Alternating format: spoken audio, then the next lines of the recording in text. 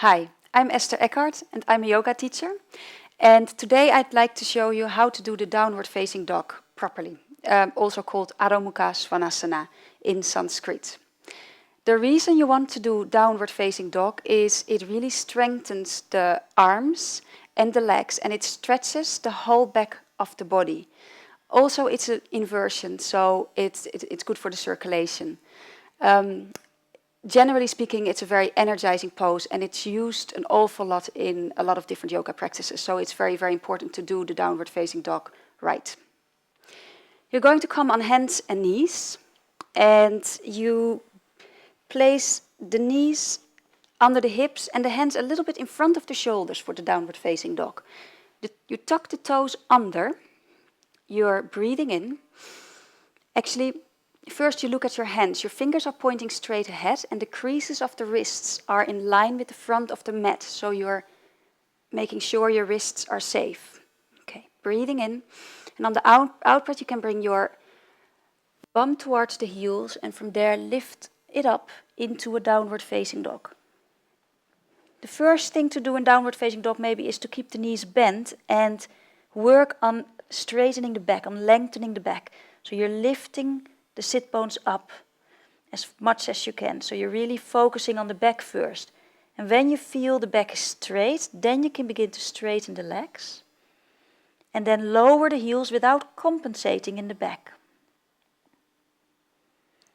So some of you might bring the heels on the floor and some of you will have the heels around there. It doesn't matter, as long as you're not compensating in the back to make the heels go down.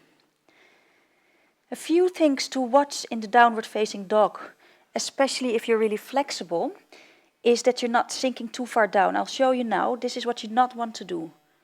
So you're really sinking and you hang in your upper back. Not a good idea.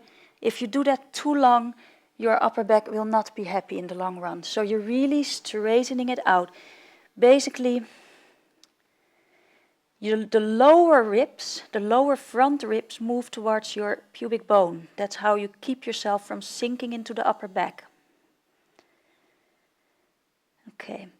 In the down dog, you can bring the upper thigh bones back, and that helps lengthening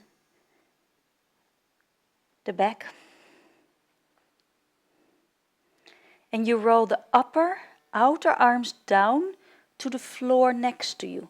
So roll the upper outer arms down and it widens the shoulders.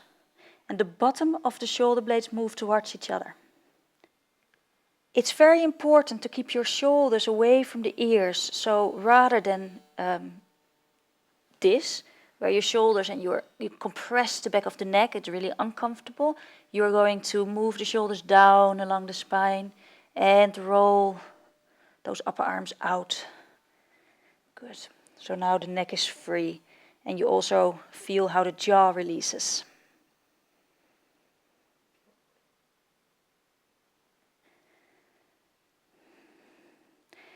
Push the yoga mat actively away from you with your hands. Relax your head and neck and face. And on an out breath you can bring the knees down again and take a break maybe in child pose.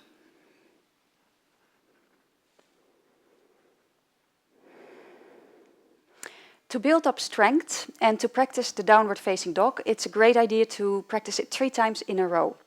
And rest in child pose in between the 3 times. So it's really nice to just, even in the morning, if you just do the downward facing dog to wake your body up is great. Okay, enjoy.